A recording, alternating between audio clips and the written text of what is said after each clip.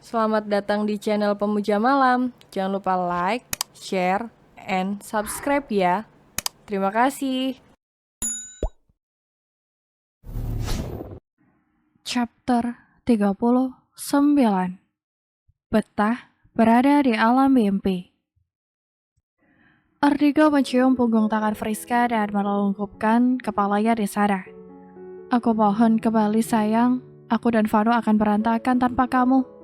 Aku mohon kembalilah, aku sangat mencintaimu, bisik Ardigo dengan air mata yang mengalir dan jatuh ke tangan Friska. Lama dia bertahan dengan posisi itu hingga tiba-tiba dia merasakan ada pergerakan di jemari Friska. Diikuti dengan bunyi dari mesin pendeteksi jantung yang menandakan jantung Friska kembali berdetak. Seluruh alat itu kini kembali bekerja seperti sedia kala. Ardigo mengangkat kepalanya. Dia terkejut sekaligus tidak percaya. Andre, panggil dokter. Friska sudah kembali, teriak Ardigo heboh. Andre yang mendengar itu pun menunda keterkejutannya dan langsung mencari dokter. Dok, istri saya sudah kembali. Jantungnya sudah berdetak kembali dan tadi jemarinya juga bergerak pelan, jelas Ardigo. Sebentar, saya periksa dulu, Pak. Dokter melakukan serangkaian pemeriksaan mulai dari detak jantung, pupil mata, dan denyut nadi. Ini keajaiban, Pak. Jantung Nyonya Friska bisa kembali berdetak setelah tadi sempat berhenti.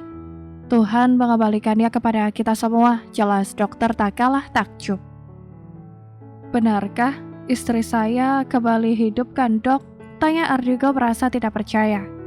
Iya, Pak. Nyonya Friska memilih untuk melanjutkan hidupnya. Sekarang kita tinggal menunggu Nyonya Friska melewati masa kritisnya. Setelah itu akan kami pindahkan ke ruangan perawatan. Terima kasih Tuhan, terima kasih, ujar Ardigo dengan tangis haru. Mah, istriku kembali, Mah. Friska tidak tega meninggalkanku. Rini memeluk putranya dengan penuh haru. Doamu didengar oleh Tuhan, sayang. Mama sangat senang.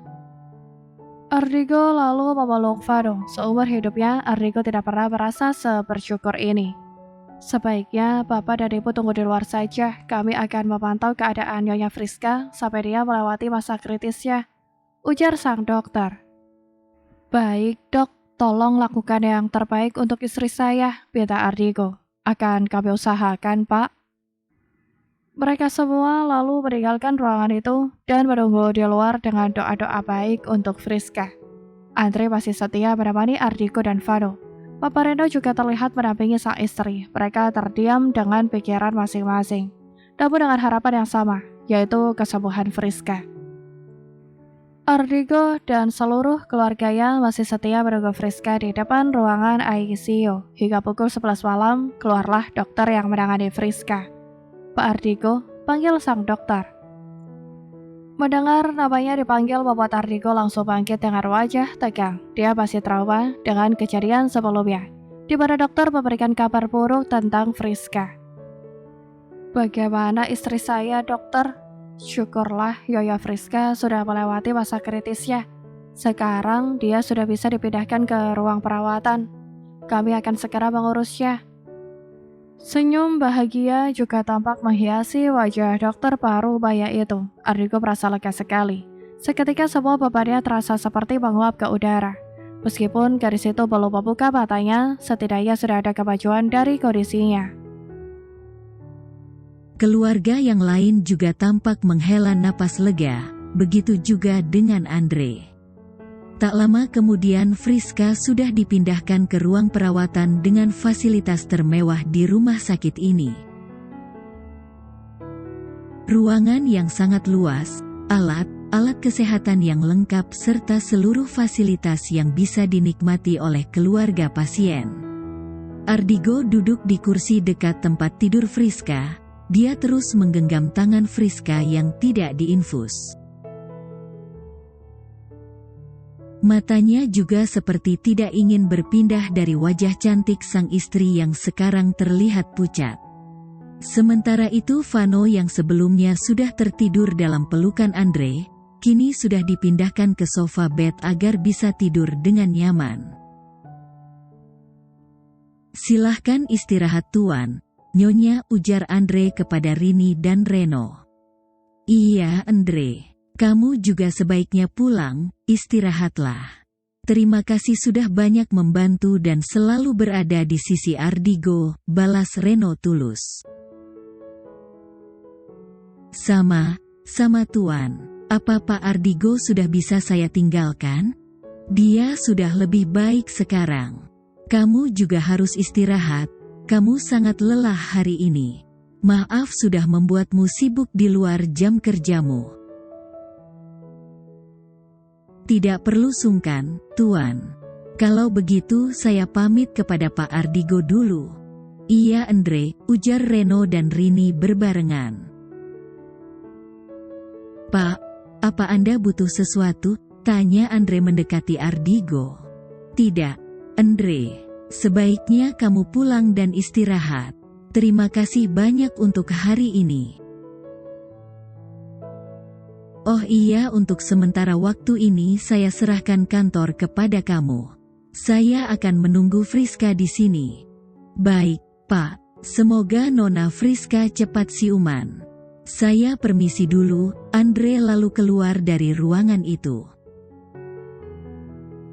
Kamu tidak istirahat, Nak, beristirahatlah sebentar. Kamu pasti sangat kelelahan hari ini. Friska akan aman di sini, ujar Rini memperingati. Tidak Ma, aku tidak bisa menutup mataku. Aku takut Friska akan pergi lagi meninggalkanku. Rini tidak bisa lagi berkata apa-apa. Jika hal itu bisa membuat Ardigo merasa lebih baik, maka dia tidak bisa melarangnya.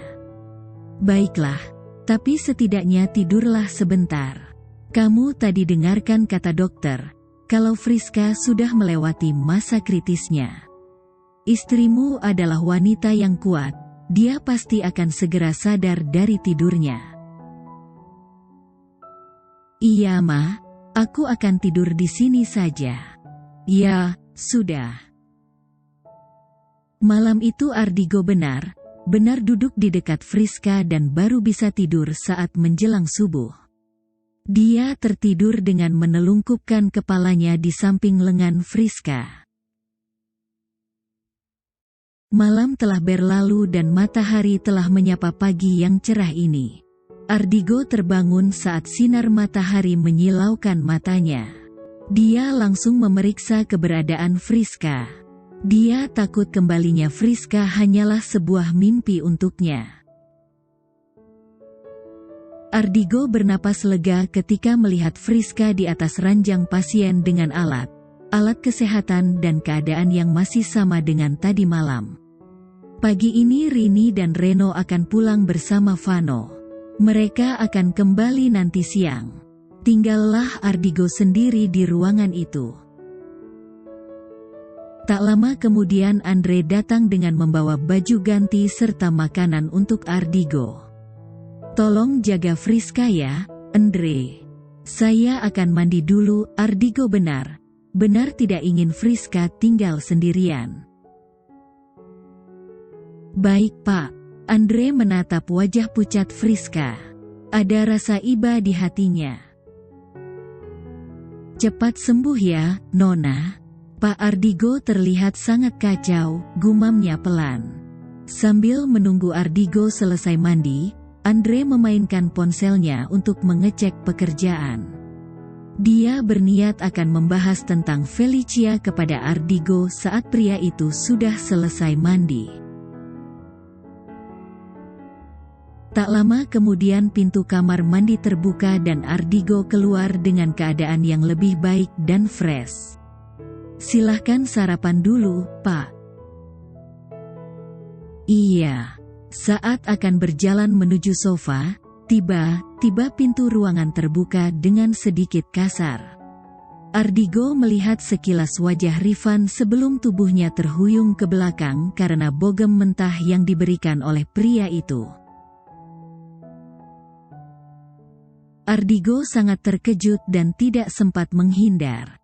Apa yang kau lakukan? Andre hendak maju untuk menghentikan Rifan. Namun Ardigo memberikan kode agar pria itu tetap berada di tempatnya. Biarkan saja, Andre. Saya pantas mendapatkannya, ujar Ardigo mengusap sudut bibirnya yang berdarah. Kau memang pantas mendapatkannya, ujar Rifan emosi. Satu pukulan di pipi dan satu pukulan lagi di perut Ardigo. Pria itu hanya diam tanpa melakukan perlawanan sedikit pun. Pak Andre terlihat sangat khawatir lalu mendekati Ardigo. Itu belum seberapa dibanding apa yang telah dialami oleh Friska, desis Rifan tajam. Dia hendak melayangkan pukulan lagi namun tangannya dicegah oleh seseorang. Kak sudah, hentikan, ujar Tasya. Gadis itu lalu berdiri di hadapan Rifan, menahan pria itu untuk kembali memukuli Ardigo.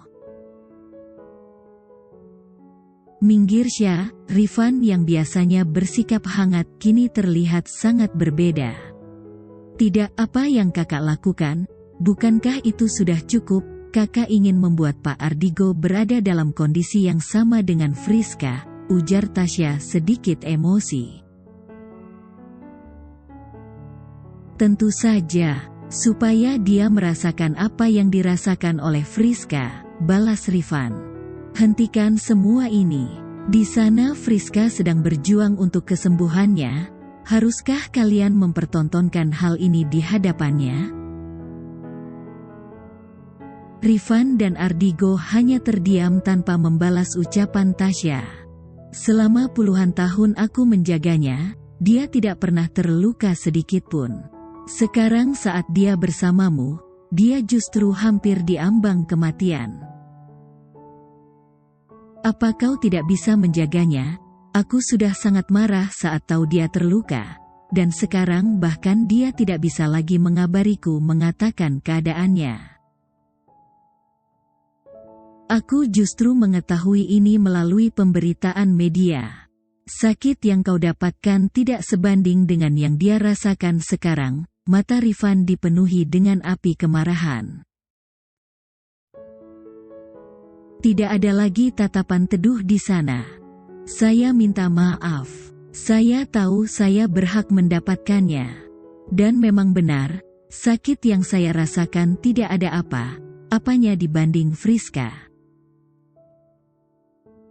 Tapi saya juga jauh lebih sakit melihat dia seperti ini. Jika sakitnya bisa dipindahkan, saya rela menanggungnya asal Friska tetap sehat. Kamu pikir saya baik saja, saya lebih hancur daripada kamu? Balas Ardigo. Cukup, jangan lanjutkan keributan ini. Jika Friska sampai kenapa, maka ini ulah kalian berdua, hardik Tasya. Setelah itu mereka tidak lagi bersuara. Andre memberikan kotak P3K kepada Ardigo. Tasya dan Rifan mendekati ranjang Friska dengan genangan air mata. Ardigo terdiam dengan buku jari yang memutih. Amarah terlihat jelas menguasainya setelah mendengar laporan dari Andre mengenai pelaku percobaan pembunuhan Friska. Dia tidak menyangka bahwa Felicia berani bertindak sejauh ini dan melanggar ucapannya untuk pergi menjauh. Rifan dan Tasya sudah pergi beberapa saat yang lalu. Kau sendiri yang memilih nerakamu, desis Ardigo tajam syarat akan emosi dan dendam. Sebaiknya saat ini Anda fokus saja dulu dengan Nona Friska, Pak. Untuk urusan mereka biar saya yang akan menanganinya, ujar Andre. Baiklah, saya percayakan kepada kamu. Nanti saat Friska sudah sadar saya sendiri yang akan memberikan pelajaran kepada mereka. Jangan sampai mereka lolos. Saat ini mereka sudah di kantor polisi, jadi mereka tidak akan bisa kemana-mana lagi.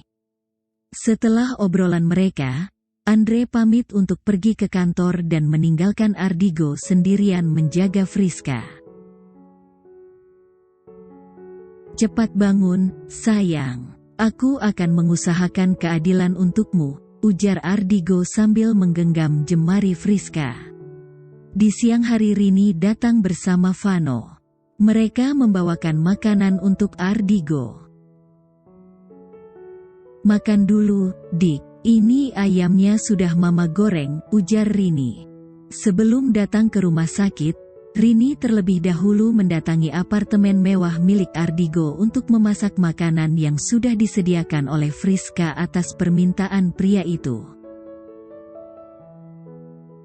Dia hanya ingin makan makanan yang sudah disediakan oleh sang istri. Iya, Ma, sebentar lagi. Vano mendekat ke arah Friska dan menatap wajah gadis itu dalam. Wajah yang selalu memberikan senyuman manis kepadanya kini terlihat pucat dengan mata tertutup. Cepat sembuh ya, Ma. Vano sayang Mama, mata bocah itu sudah berkaca-kaca. Ardigo mengusap pelan punggung sang anak. Nyatanya bukan hanya dirinya yang merasa kehilangan, Vano juga merasakan hal yang sama. Mereka menghabiskan waktu di rumah sakit untuk menjaga dan menunggu Friska untuk bangun dari tidurnya. Tak terasa seminggu sudah Friska berada di rumah sakit. Malam telah tiba, Vano sudah tertidur pulas di sofa bed yang tersedia.